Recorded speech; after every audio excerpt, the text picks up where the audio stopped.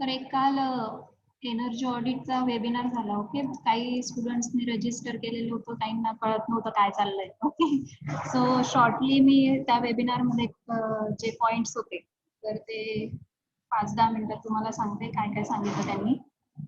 तर these were the contents of the that seminar. Okay, तर energy ऑडिटचा concept त्यांनी सांगितला होता जो आपण फर्स्ट युनिट मध्ये शिकलो. बरेचसे पॉइंट्स जे होते ते आपण already first unit second unit मध्ये स्टडी केलेले. ओके, तर त्याच्यातलं जे काही पॉइंट्स होते तर ते म्हणजे एनर्जी ऑडिट रिपोर्ट. तर एनर्जी ऑडिट रिपोर्ट जनरेट करण्यासाठी किंवा राईट करण्यासाठी आपण कशा प्रकारे पॉइंट्स कन्सिडर करायला पाहिजे. How to write the energy audit report. That was the important point in yesterday's webinar. Okay, and most important point of that webinar is the career opportunities in the energy conservation and audit sector. Okay, so these were the two important points of that webinar. ठीक आहे, तर त्याच्यातले जे आपले already झालेले energy conservation act आपण बघितलेला आहे फर्स्ट युनिट मध्ये, तर तो आपण नाही डिस्कस करणार आहे. तर आपण डायरेक्टली हा कन्सेप्ट एक इम्पॉर्टंट कन्सेप्ट की what is the difference between the energy conservation and energy efficiency. तर energy conservation means the saving of energy. ही एनर्जी कशा प्रकारे आपण म्हणजे एनर्जीचं जे काही कन्झम्पशन आहे, so how we can reduce that energy consumption. So that concept is the energy conservation. ठीक आहे, की त्याच्यासाठी ज्या काही टेक्निक्स आपण युटिलाइज करतो एनर्जी कन्झम्पशन रिड्यूस करण्यासाठी आणि त्याच्यातनं जी काही एनर्जी सेव्ह होते that is the energy conservation. and what is the energy efficiency? Energy efficiency is related to the industrial consumers. तर ही जी एनर्जी इफिशियन्सी हा जो कन्सेप्ट आहे तो आहे रिलेटेड टू द जे काही इंडस्ट्रियल कन्झ्युमर्स असतात तर त्यांच्याशी रिलेटेड. आता इंडस्ट्रियल कन्झ्युमर्स जे असतात तर त्यांच्यामध्ये ते जे कन्झ्युमर्स आहेत, so that consumers use the various processes, okay, and consumes the energy in the different processes like the production. Okay, तर प्रोडक्शनच्या ज्या काही प्रोसेसेस असतात तर त्याच्यामध्ये त्यांचं मॅक्झिमम एनर्जी कन्झम्पशन असतं. Okay, so that energy efficiency is achieve Wien the energy efficiency is achieved when the energy intensity at the specific product and production area should be at the comfortable level. आणि ही energy efficiency जी आहे तर ती जी manufacturing process आहे तर त्याच्यामध्ये ज्या काही processes असतात त्या प्रॉपरली यूज करून किंवा जे काही फ्युअल आहे तर ते प्रॉपरली यूज करून आपण एनर्जी इफिशियन्सी अचीव करू शकतो. ओके, अँड त्याच्यानंतर आपण बघितलं होतं की promotion of energy efficiency also plays the important role in the energy conservation process.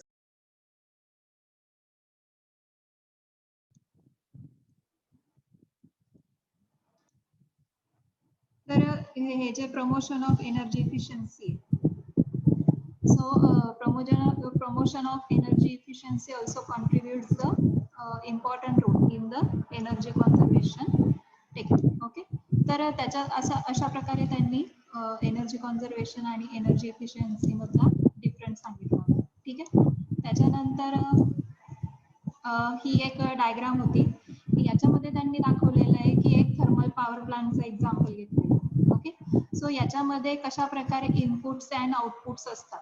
तर हा पॉवर प्लांट जो आहे तो आहे तुमचा 1000 मेगावॅटचा. Okay, so this is the 1000 megawatt power plant, thermal power plant. आणि त्याच्यामध्ये कोल कशा प्रकारे असेल, वॉटर कुलिंग पर्पज साठी कशा प्रकारे यूज केलेलं असेल. त्याच्यानंतर हे जे आहे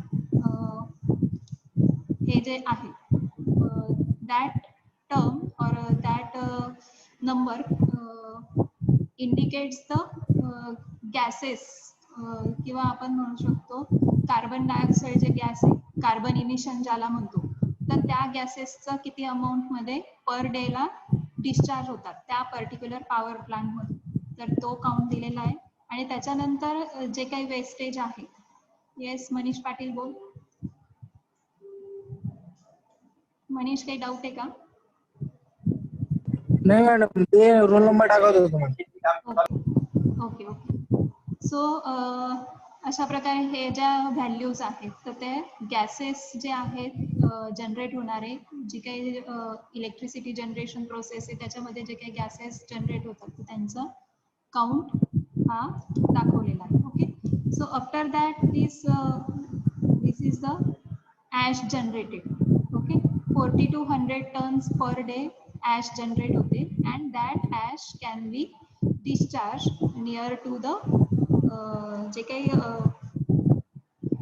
ओल्ड माइन्स असतात किंवा रिकामा जो काही एरिया असतो जो आता युटिलाइज होत नाहीये, तर अशा एरियामध्ये ती जी ॲश आहे ती डिस्पोज केली जाते किंवा डिस्चार्ज केली जाते, किंवा त्याची स्लरी जनरेट करून, स्लरी माहिती आहे तुम्हाला की स्लरी म्हणजे जे काही ॲश जनरेट होते त्याला पाण्यामध्ये मिक्स करून कुठेतरी सोडली जाते. ओके.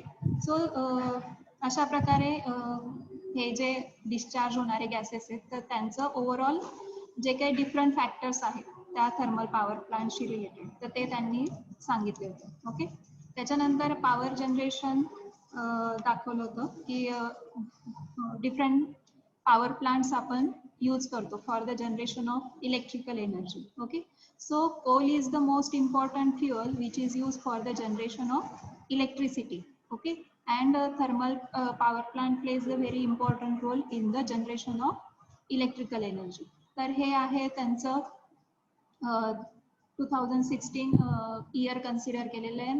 त्या इयरमध्ये किती त्या पर्टिक्युलर पॉवर प्लांटने किती इलेक्ट्रिकल एनर्जी जनरेट केलेली होती त्याचा हा काउंट आहे. Okay. So as we discuss that coal is the important fuel and plays the very important role in the generation of power plant. तर इकडं जे खाली दिलेलं आहे तर ते आहे की डिफरंट कंट्रीज मधले जो काही कोल आहे तर त्याच्यामध्ये किती अमाऊंट ऑफ ॲश जनरेट होते आणि किती अमाऊंट ऑफ मॉइश्चर त्याच्यामध्ये प्रेझेंट असते. So coal in the India has the 35 to 40% moisture content. त्याच्यानंतर ऑस्ट्रेलियामधला जो कोल आहे त्याच्यामध्ये 80 to 20% मॉइश्चर प्रेझेंट असतं. ओके. सो अशा प्रकारे एका युनिटच्या जनरेशनसाठी जे आपलं एक इलेक्ट्रिसिटीचं युनिट असतं जे आपण 1 किलो KWH मध्ये मेजर करतो. So to generate that 1 KWH unit we require the 600 to 700 gram coal. Okay. आणि अशा प्रकारे हे झालं एका युनिटचं जनरेशन. तर असं आपण दिवसभरात भरपूर मेगावॅट एनर्जी जनरेट करत असतो. तर त्याच्यासाठी रिक्वायर्ड असणारे जे काही फ्युअल असेल, obviously that fuel required is the maximum. Okay. So this was the overall scenario of the power generation for the different power plants. ठीक आहे. तर हा सिनॅरिओ त्यांनी आपल्याला सांगितला होता. त्याच्यानंतर किती कॉस्ट रिक्वायर्ड असेल की जे आपण पॉवर जनरेशनसाठी फ्युअल यूज करतो, तर different types of fuels we can use for the generation of electrical energy. Okay.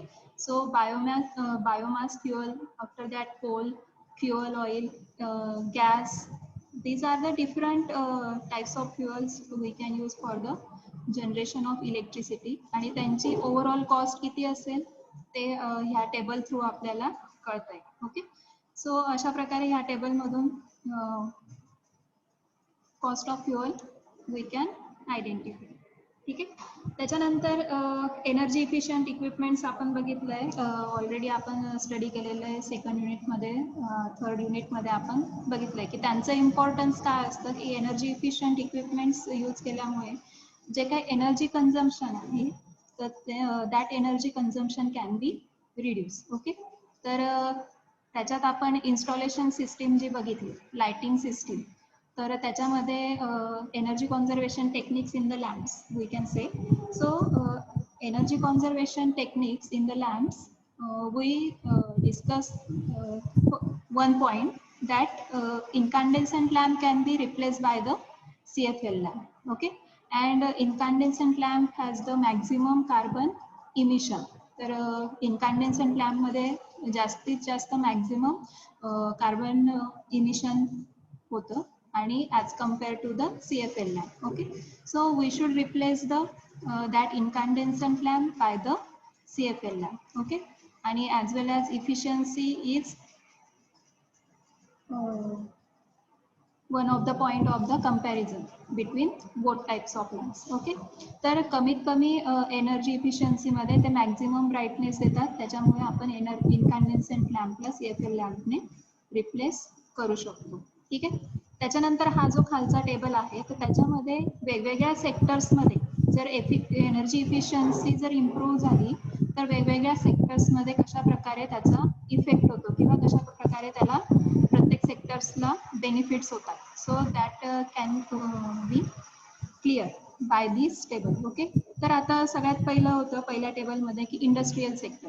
Okay, तर इंडस्ट्रीयल सेक्टरमध्ये जर एनर्जी इफिशियन्सी इम्प्रूव्ह झाली किंवा इन्क्रीज झाली तर त्या केसमध्ये काय होईल, काय ॲडव्हान्टेजेस असतील एनर्जी इफिशियन्सी इम्प्रूव्ह झाली तर. So it reduce the energy bills. ठीक आहे, एनर्जी बिल जे आहे ते रिड्यूस होईल किंवा इलेक्ट्रिसिटी बिल म्हणू शकतो आपण. तर that can be reduce if the energy efficiency improve. आता इंडस्ट्रीयल सेक्टर जो आहे तर त्याच्यामध्ये फक्त इलेक्ट्रिकल एनर्जीची रिक्वायरमेंट नसते. So thermal energy is also required for the various processes in the industries. Okay, तर अशा प्रकारे वेगवेगळे डिफरंट पॉईंट्स कन्सिडर करून आपण एनर्जी इफिशियन्सी कॅल्क्युलेट करू शकतो किंवा स्पेसिफिक एनर्जी कन्झम्पशन कन्सिडर करून आपण एनर्जी इफिशियन्सी कॅल्क्युलेट करू शकतो. Okay, so these are the overall benefits of the improvement of the energy efficiency. की सगळ्यात पहिला आणि इम्पॉर्टंट पॉईंट म्हणजे काय की जे काही इलेक्ट्रिसिटी बिल आहे so that can be reduce.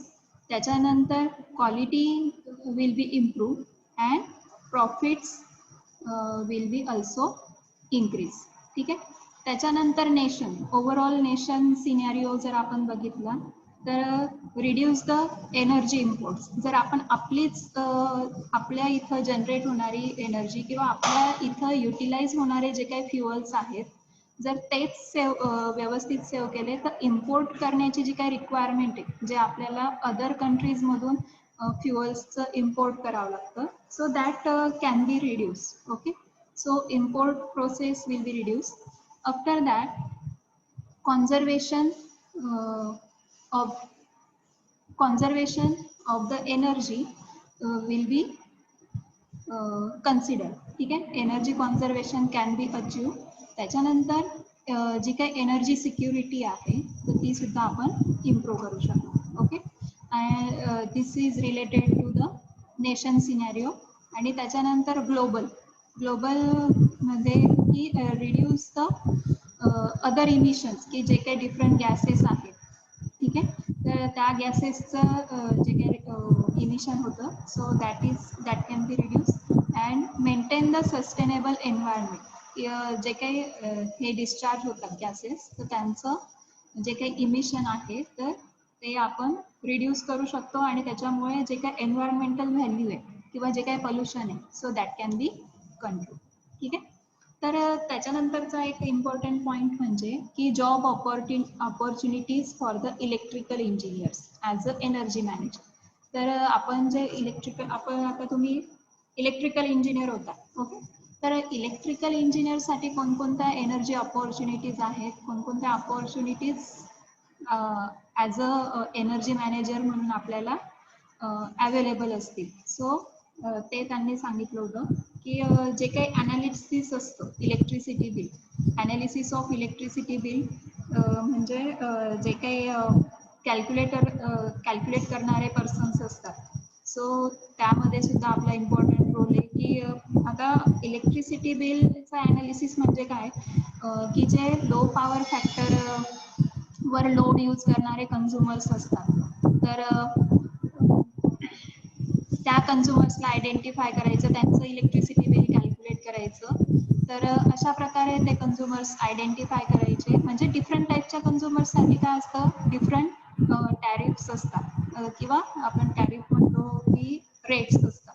Okay, Tariff means rates are applicable to the different types of consumers. Okay, so as a analytics, as a analyzer म्हणून आपण जे काही सेक्टर आहे एनर्जी सेक्टर, तर त्याच्यामध्ये आपण वर्क करू शकतो.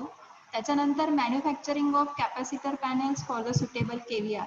तर आपण आता रिएक्टिव्ह पॉवर कम्पेन्सेशन स्टडी केली. ओके, तर रिएक्टिव्ह पॉवर कम्पेन्सेशन साठी आपल्याला डिफरंट इक्विपमेंट्सची रिक्वायर्ड असते की जे रिएक्टिव्ह पॉवरला काय करतील, रिड्यूस करतील. ओके, तर ऑब्विसली ते काय घरात तयार होत नाही, तर आपल्याला त्याच्यासाठी इंडस्ट्रीज लागतात. ओके, तर अशा प्रकारे हे एनर्जी कॉन्झर्वेशन इक्विपमेंट्स जे आहेत त्यांच्या मॅन्युफॅक्चरिंग इंडस्ट्रीजमध्ये एनर्जी मॅनेजरचा रोल काय असतो, इम्पॉर्टंट असतो. त्याच्यानंतर automation and correction of existing,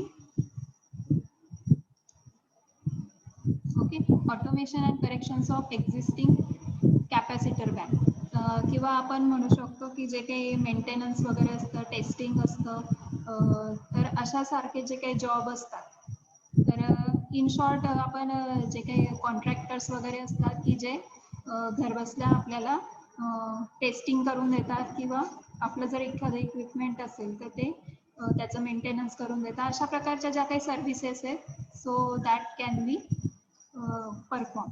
okay, तर अशा प्रकारे त्याच्यानंतर हे आहे ॲन्युअल मेंटेनन्स कॉन्ट्रॅक्ट. तर AMC कॉन्ट्रॅक्टर म्हणून सुद्धा तुम्ही वर्क करू शकतात की ॲन्युअली मेंटेनन्स कॉन्ट्रॅक्ट जे असतात, म्हणजे इंडस्ट्रीशी आपण कॉन्ट्रॅक्ट करू शकतो की त्यांच्या इंडस्ट्रीमधले जे काही हे इक्विपमेंट्स आहेत, जे पॉवर फॅक्टर करेक्शन इक्विपमेंट्स आहेत किंवा एनी अदर इक्विपमेंट्स आहेत, like the capacitor bank, capacitor panel, APFC panel, यांच्यासारखे जे काही इक्विपमेंट्स आहेत, तर त्यांचं काहीही टेस्टिंग निघालं, काहीही मेंटेनन्स निघालं, तर ते आपण म्हणजे एक प्रकारे आपण एजन्सी जी आहे तर ती इस्टॅब्लिश करू शकतो आणि त्यांचे कॉन्ट्रॅक्ट्स घेऊ शकतो. So that is the AMC and annual maintenance contract म्हणतो आपण for the panels and reactive power performance. Okay, तर अशा प्रकारे हे कॉन्ट्रॅक्ट्स सुद्धा आपण घेऊ शकतो. So that is one of the opportunity for the electrical engineer as a energy manager. त्याच्यानंतर जे काही APFC रिलेज असतात, कंट्रोल डिव्हायसेस असतात, त्यांचं सेल्स आणि सर्व्हिसिंग देण्याचं जे काही होलसेल रिटेलर्स वगैरे असतात, होलसेल सेलिंग वगैरे जे असतं किंवा सप्लायर्स जे असतात, तर अशा प्रकारचे जे काही सर्व्हिसेस आहेत तर त्या आपण देऊ शकतो. तर ही सुद्धा एक अपॉर्च्युनिटी आहे आपल्यासाठी.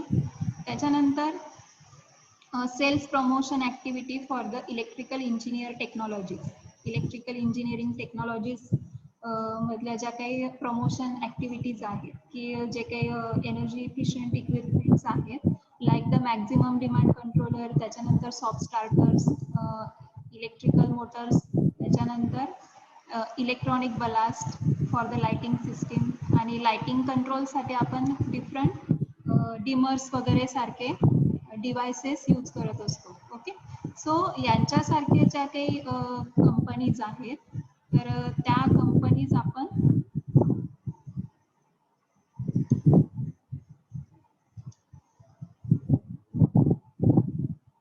ओके, सो यांच्यासारख्या ज्या काही इक्विपमेंट्सच्या कंपनीज आहेत, so we can promote that companies किंवा त्यांचं सेल्स किंवा मॅन्युफॅक्चरिंगमध्ये आपण इम्पॉर्टंट रोल प्ले करू शकतो. Okay, so as a energy auditor किंवा एनर्जी मॅनेजर म्हणून आपण कन्सल्टन्सी जे म्हणतो आपण, तर कन्सल्टन्सी आपण चालू करू शकतो. Okay, so that these are the some of the career opportunities in the energy audit sector or energy management sector. ठीक आहे, त्याच्यानंतर व्हेरियस फ्युअल्स आपण बघितलंय.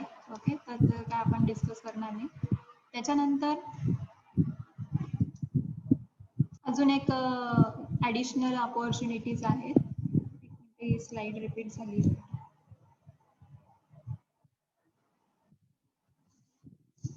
त्याच्यानंतर analysis of bills. Analysis of bills काय असतं की प्रत्येक जो काही प्लांट असतो, इंडस्ट्री आपण कन्सिडर करू की त्याच्यामध्ये प्रोडक्शन असतं, युटिलिटीज असतात, ठीक आहे.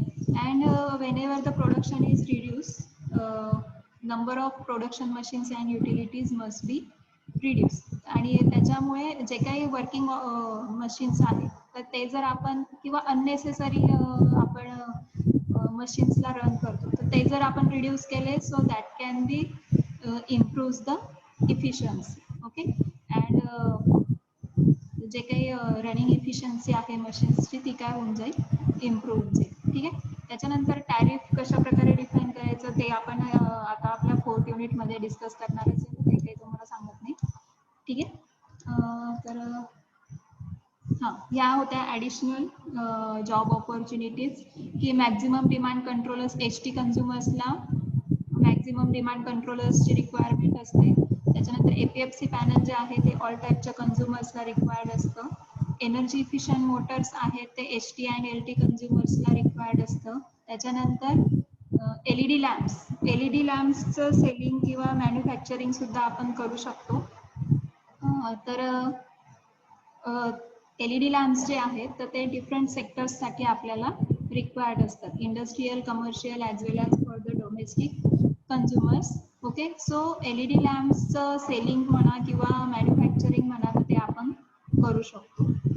त्याच्यानंतर सॉफ्ट स्टार्टर्स आपल्याला माहिती आहे की एक इम्पॉर्टंट ॲडव्हान्टेज सॉफ्ट स्टार्टरचा म्हणजे स्मूथली ऑपरेट करतं ते मोटरला. ओके. आणि जे काही पॉवर क्वालिटीमध्ये व्हेरिएशन्स होतात तर त्याच्यापासून ते प्रोटेक्ट करण्याचं काम करतं. Okay. So in the manufacturing of the soft starter we can play the important role. ठीक आहे. त्याच्यानंतर VFD म्हणा किंवा एनर्जी इफिशियंट ट्रान्सफॉर्मर्स म्हणा, इलेक्ट्रॉनिक बलास्ट म्हणा, त्याच्यानंतर ऑक्युपन्सी सेन्सर वगैरे सारखे जे काही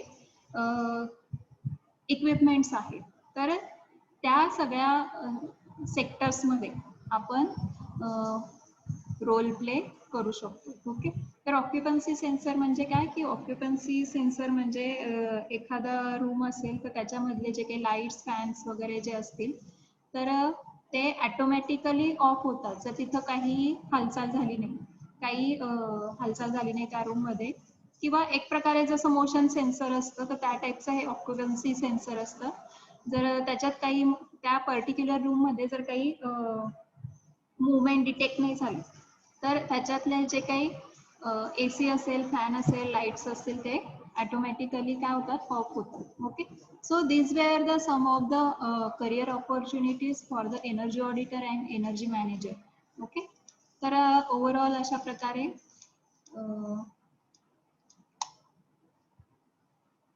त्यांनी आपल्याला पॉइंट्स डिस्कस केले. Energy conservation act 2001 we already discussed. Okay. त्याच्यानंतर BEE आणि मेडाच्या त्यांनी रोल्स अँड रिस्पॉन्सिबिलिटीज सांगितल्या होत्या. एक प्रकारे तुमची काय होती, जे आतापर्यंत आपण शिकलो त्याची रिव्हिजन होती त्या सेमिनार. ठीक आहे. तर एनर्जी कॉन्झर्वेशन ॲक्टच्या अंडर कोणकोणत्या पॉलिसीज असतात, कोणकोणत्या स्कीम्स असतात तर ते त्यांनी सांगितलं होतं. ओके. तर ECBC कोड्स आपण बघितले, तर ते त्याच्यानंतर स्टार लेबलिंग, त्याच्यानंतर बचत लॅम्प योजना वगैरे सारख्या ज्या काही स्कीम्स आहेत तर त्या आपण इम्प्लिमेंट करू शकतो. आणि त्याच्यानंतर certification of energy auditor and energy manager. जर आपण सर्टिफाईड एनर्जी ऑडिटर असाल त्याच्यासाठी काही एक्झाम्स असतात. तर सर्टिफाईड एनर्जी ऑडिटर जर असाल तर इंडस्ट्री आपल्याला ॲज अ एनर्जी ऑडिटर म्हणून अपॉइंट करते आणि त्याच्यानंतर आपण त्या पर्टिक्युलर इंडस्ट्रीचं ऑडिटिंग करून त्यांना काहीतरी सजेशन्स, रिकमेंडेशन्स देऊ शकतो. ओके. तर अशा प्रकारे त्यांनी ज्या स्कीम्स सांगितल्या होत्या. आणि हे होतं की जर तुम्ही एनर्जी ऑडिटरसाठी किंवा एनर्जी मॅनेजरसाठीच्या जर एक्झाम्स देण्यासाठी इंटरेस्टेड असाल, so these exams started on all India basis for the all engineers. तर प्रत्येक इंजिनिअरिंग सेक्टरमध्ये, स्पेशली एनर्जी सेक्टरमधले आणि एन्व्हायरमेंट सेक्टरमधले जे काही इंजिनियर्स असतात तर ते ही एनर्जी ऑडिटरची किंवा एनर्जी मॅनेजरची एक्झाम देऊ शकतात. ओके. तर जर तुम्हाला डिटेल्स बघायचे असतील तर तुम्ही या वेबसाईट्सला व्हिजिट द्यायची. जर एक्झामच्या प्रिपरेशनसाठी तुम्हाला व्हिजिट करायची असेल तर या साईटला तुम्ही व्हिजिट करू शकता. आणि आय थिंक त्याच्यामध्ये एक्झामच्या प्रिपरेशनसाठी बुकसुद्धा अवेलेबल. ओके. सो अशा प्रकारे करिअर ऑपॉर्च्युनिटीज होतात. म्हणजे हे सगळं मी तुम्हाला कशासाठी एक्सप्लेन केलं की त्याच फील्डमध्ये इंडस्ट्रीयल सेक्टरमध्ये म्हणा किंवा दुसऱ्या कोणत्या सेक्टरमध्ये काम करण्यापेक्षा हे जे ऑडिटरचं सेक्टर आहे ते सुद्धा तुमच्यासाठी एक बेस्ट ऑप्शन आहे, एक चांगली करिअर ऑपॉर्च्युनिटी. ओके. सो हे सगळे पॉईंट्स होते कालच्या वेबिनारमधले. सर्टिफिकेट्स आलेले आणि या PPT सुद्धा तुम्हाला आलेले. ठीक आहे. ज्यांनी अटेंड केलं असेल, ज्यांनी रजिस्ट्रेशन केलेलं असेल किंवा फीडबॅक दिला असेल त्यांना या PPTs आलेल्या असतील. ओके. आणि काही डाऊट असेल तर तुम्ही विचारू शकता. काल 2-3 जण म्हणत होते की समजत नाहीये काही पूर्ण इंग्लिशमध्ये असं तसं. आय थिंक तुमचे डाऊट क्लिअर झाले असतील आता. काही डाऊट आहे, काही विचारायचं आहे?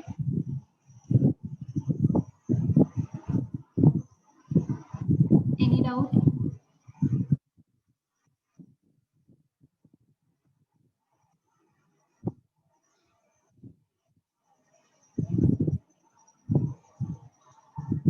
No doubt. Okay fine. So अशा प्रकारे हे होतं related to yesterday's webinar. Okay. त्याच्यानंतर आपण आता स्टार्ट करू आपलं आजचं लेक्चर. आज आपण स्टार्ट करतोय 4th युनिट. बोल धनंजय. नाही मॅम, चुकून होऊन गेलं, चुकून झालं, sorry. Okay.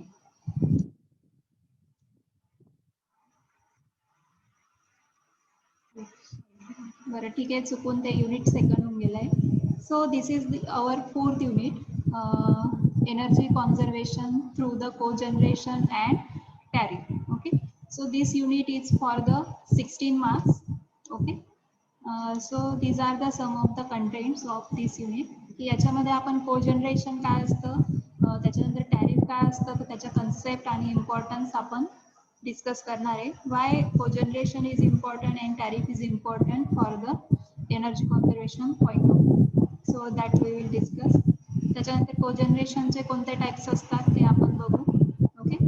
So these are the different points of types of the cogeneration. So cogeneration classified into two basic types as per the sequence of energy use and as per the technology use. After that, which factors we should consider while selecting the particular cogeneration system. After that, we will study advantages of cogeneration system. त्याच्यानंतर टॅरिफचा concept and importance we will study. Okay. त्याच्यानंतर types of tariff structure. Tariff structure कशा प्रकारे असतं, कोणकोणत्या टाईपचे tariff कोणत्या कन्झ्युमरसाठी आपण ॲप्लिकेबल करू शकतो. So that we will discuss in this unit. त्याच्यात LT and HT, TOD time of day tariff, power factor tariff, maximum demand tariff, load factor tariff and availability based tariff. Okay. So these are the some of the tariff structures which we will study in this unit. त्याच्यानंतर application of tariff system to reduce the electricity bill.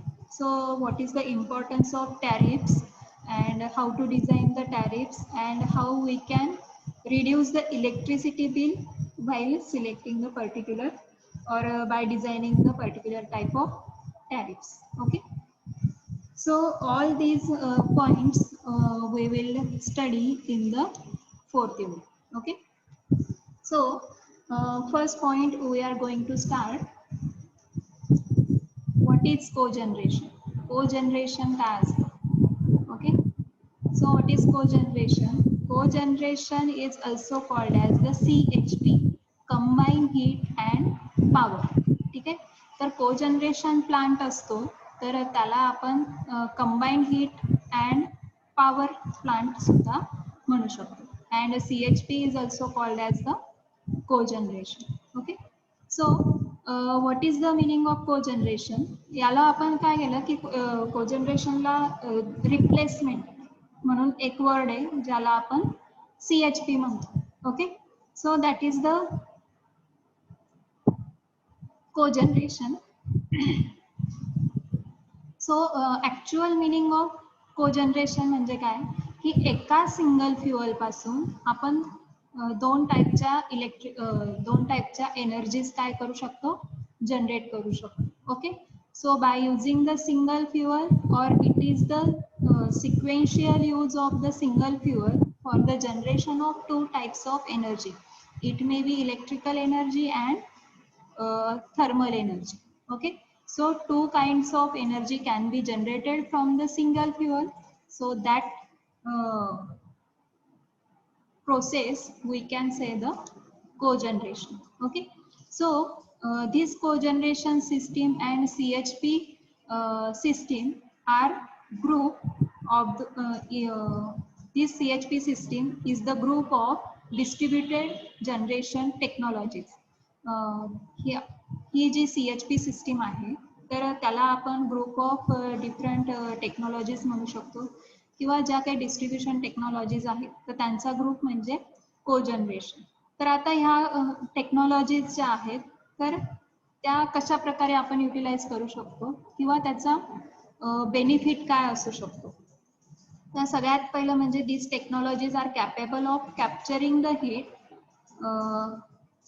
that would otherwise be emitted into the atmosphere during the electrical generation process. तर ही जी काही energy आहे आता generating station मध्ये आपण example बघणारच आहे पुढे. Okay, तर इलेक्ट्रिकल जनरेशन मध्ये जे काही आपण फ्युअल यूज करतोय, for example we take example of the thermal power plant. Okay, so as we know that the thermal power plant is most widely used power plant for the generation of the electrical energy. Okay, and for the thermal power plant we use coal as a fuel. Okay, so coal is also important fuel which is required for the generation. ठीक आहे, त्याच्यानंतर हे जे आपण fuel use केलेलं आहे that is the single fuel. Okay, तर त्या फ्युअल पासून आपल्याला काय करायची, इलेक्ट्रिकल एनर्जी जनरेट करायची, बरोबर. पण ती इलेक्ट्रिकल एनर्जी जनरेट करण्यासाठी आपल्याला सगळ्यात आधी काय लागेल, थर्मल एनर्जी लागेल.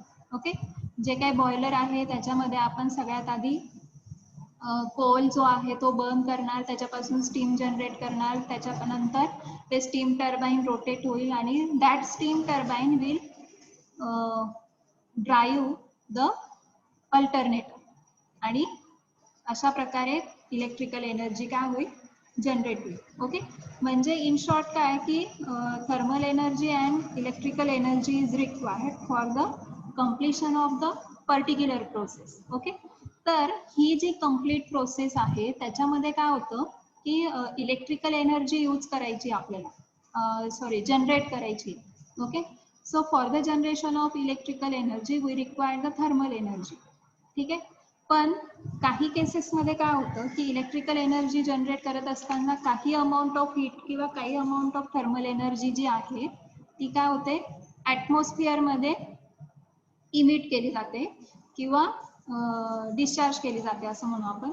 तर एक प्रकारे काय, that is the waste of that thermal energy. Okay, but in the cogeneration plant and आपण म्हणू शकतो की ही जी रिक्वायर्ड एनर्जी आहे, तर ह्या डायग्राम मधून तुम्हाला क्लिअर होईल की आपल्याला इलेक्ट्रिकल एनर्जी पण रिक्वायर्ड आहे आणि थर्मल एनर्जी पण रिक्वायर्ड आहे. ओके, एक minute.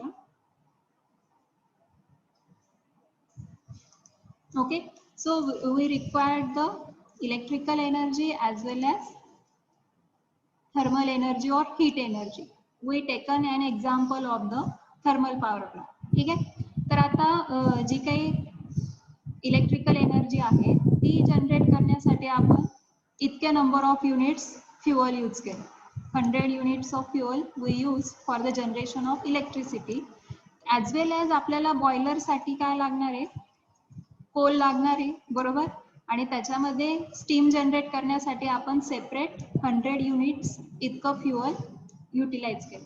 Okay, so these 100 units will be used or utilized for the generation of electricity, and after that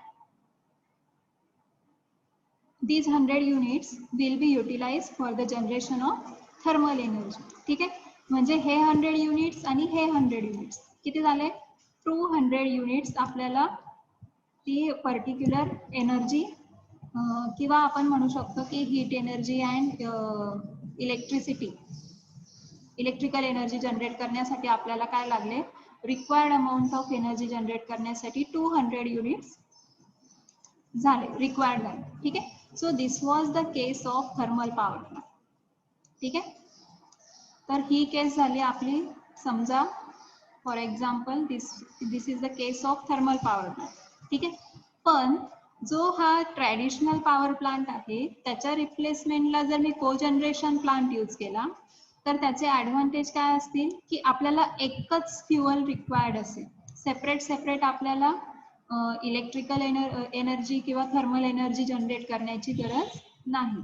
okay, so single fuel I will use for the generation of heat energy and electrical energy. Okay, so these 100 units I will supply to the cogeneration system, and these 100 units I will utilize for the cogeneration system, and as per the function of the cogeneration system it will generate the electrical energy as well as heat energy. ठीक आहे, so अशा प्रकारे cogeneration सिस्टीमचं किंवा CHP प्लांटचं function काय आहे की it generates the electrical energy and thermal energy by using the single fuel. की single fuel पासून आपण काय करू शकतो, electrical as well as heat energy generate करू शकतो. त्याच्यासाठी आपल्याला सेपरेट फ्युअल्स यूज करण्याची गरज आहे का, नाही. Okay, so single fuel can be utilise for the generation of electricity as well as heat energy. Okay, so this is the concept of cogeneration. तर त्याच्याशी रिलेटेड एक व्हिडिओ आहे, तर तो आपण बघून घेऊ.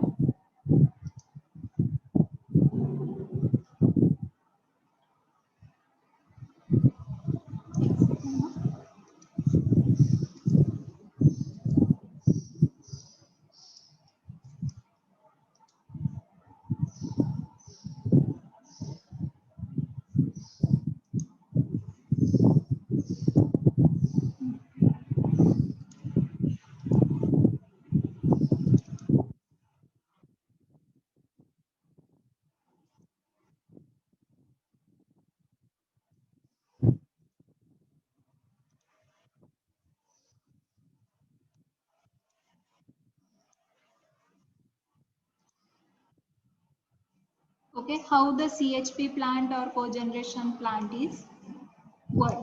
Okay, तर आता कोजनरेशन आधी एक काम करा, तुम्ही व्हिडिओ बघून घ्या, मग मी एक्सप्लेन करतो.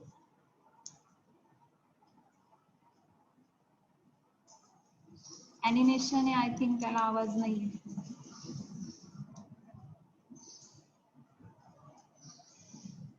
व्हिडिओ दिसतोय ना सगळ्यांना? हो मॅडम. केअरफुली कशा प्रकारे कोजनरेशन प्रोसेस होते ते बघा.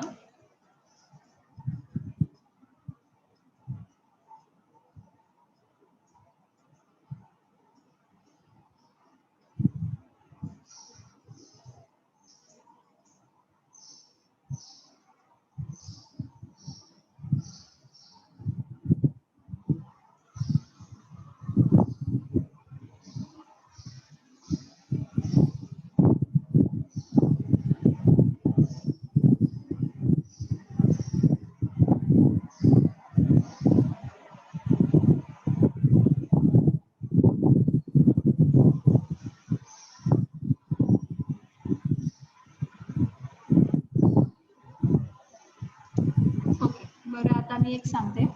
सो आता तुम्ही जस्ट ॲनिमेशन बघितलं, त्याला काही व्हॉइस वगैरे नव्हता. ओके, सो त्याच्यामध्ये एक पॉवर प्लांटची प्रोसेस दिलेली होती. ठीक आहे, तर पॉवर प्लांटच्या प्रोसेसमध्ये तुम्हाला एक आपण म्हणू शकतो याला गॅस पॉवर प्लांट आहे. ठीक आहे, तर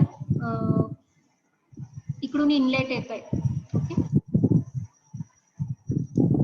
okay, so this is the inlet side. याच्यामध्ये काय होतोय, गॅस एंटर होतोय जो कम्ब्युशन चेंबरमध्ये. Okay, so this is the combustion chamber ज्याच्यामध्ये गॅस एंटर होतोय.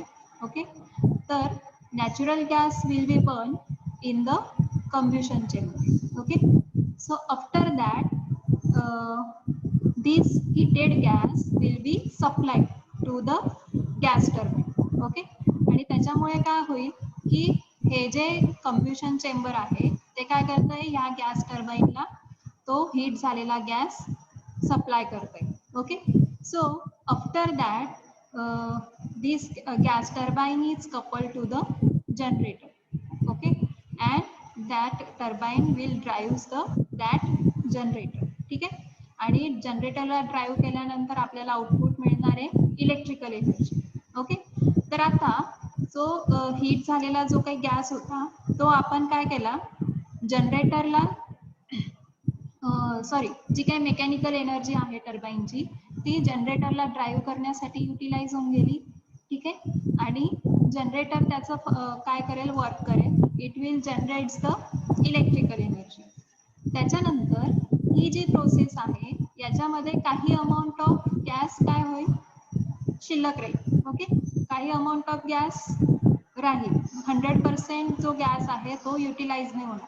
सम amount of gas will be waste. Okay, तर तो जो उरलेला गॅस आहे तो काय होतोय, इकडं हे जे हीट रिकव्हरी बॉयलर आहे त्याच्यामध्ये कॅप्चर होतं. ओके, तर जे काही 100% हीट जनरेट झालेली आहे ती 100% युटिलाइज नाही होत for the generation of electricity.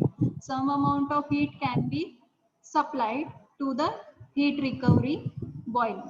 Okay, त्याच्यानंतर हीट रिकव्हरी बॉयलर मधून सुद्धा काही अमाऊंट ऑफ हीट काय सेकंड साइडला जे काही बॉयलर आहे, सॉरी, जे काही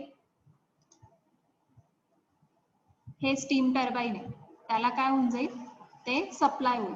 ठीक आहे, आणि उरलेली जी काही हीट आहे, पुन्हा हीट रिकव्हरी चेंबर मधून उरलेली जी हीट आहे ती ऍब्सॉर्प्शन चिल थ्रू जे काही ऍप्लिकेशन्स आहेत, अदर ऍप्लिकेशन्स आहेत, जसं की हीटिंग प्रोसेसेस असतील, वॉटर हीटिंग प्रोसेस असेल, त्याच्यानंतर एअर कंडिशन्स वगैरे जे असतील, एअर कंडिशन्स मध्ये जे काही कूलिंग प्रोसेसेस वगैरे होतात, तर त्या ऍप्लिकेशनसाठी आपण ही एनर्जी काय आहे युटिलाइज करू शकतो. ठीक आहे, म्हणजे एक प्रकारे जो काही कोजनरेशन प्लांट आहे तो मॅक्झिमम अमाऊंट ऑफ एनर्जी काय करतो, युटिलाइज करतो, आणि त्याच्यामुळे जे काही वेस्ट होणारी एनर्जी आहे so that energy can be save, आणि त्याच्यामुळे जे काही रिक्वायर्ड फ्युअल आहे तर ते सुद्धा आपण सेव्ह करू शकतो. Okay, so this can be clear by the this animation video. Okay, तर याच्यावरून आपल्याला क्लिअर होईल की ही कम्प्लीट प्रोसेस आहे. सगळ्यात पहिली प्रोसेस काय झाली की कम्ब्युशन चेंबरमध्ये आपण इनलेट दिलं. इनलेट दिल्यानंतर कम्ब्युशन चेंबर त्या पर्टिक्युलर फ्युअलला काय करेल, हीट करेल, आणि ते हीट झालेले गॅस जे आहेत त्या गॅस टर्बाईनला सप्लाय केले जातील. So mechanical energy will be generated in this turbine, and that mechanical energy can be utilized for the drive of the generator, and generator will be converts that mechanical energy into the electrical energy. त्याच्यानंतर काय होईल की जी उरलेली heat आहे, heat energy और thermal energy, ती heat recovery बॉयलरला जाईल. Heat recovery boiler पासून काही अमाऊंट ऑफ एनर्जी जे काही अदर ऍप्लिकेशन्स आहे, जे जसं की वॉटर हिटिंग पर्पज असेल, जे एअर कंडिशनर वगैरे जे यूज केलेले आहेत, किंवा कुलिंग पर्पजसाठी म्हणजे प्रोसेस करून हीट आपण कुलिंग प्रोसेसमध्ये हीट कन्वर्ट करून ती एअर कंडिशनिंग पर्पजसाठी युटिलाइज करू शकतो.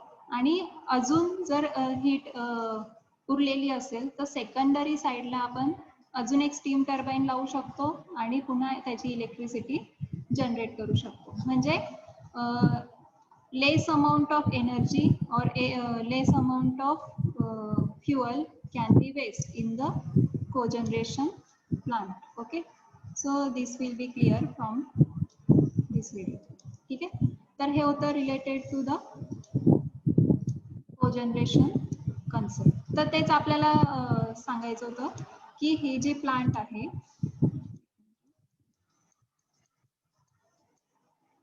ठीक आहे, तर तेच याच्यातनं क्लिअर होतंय की याची जी इफिशियन्सी आहे तर इफिशियन्सी पण कॅल्क्युलेट केलेली की 36 युनिट्स जनरेट झालेले आउट ऑफ 100 आणि बॉयलर थ्रू 80 युनिट्स जनरेट झालेले. ओके, सो अशा प्रकारे यांचं ॲव्हरेज काढला आणि इफिशियन्सी जर आपण कॅल्क्युलेट केली तर ट्रॅडिशनल पॉवर प्लांट जो आहे so that gives the 58% efficiency, but as compared to the cogeneration plant, as compared to the traditional power plant, cogeneration system gives the higher amount of efficiency. Okay, की एका single fuel बघा इथं as compared to this, as compared to इकडे 200 units मध्ये जितकी energy generate होते तितकी काय होते इकडं 100 युनिट्स मधून जनरेट होते. as well as the efficiency is maximum and losses are less. okay, so अशा प्रकारे ही cogeneration system आहे and this is the concept of cogeneration. so if there any doubt you may ask. काही doubt असेल तुम्ही विचारू शकता.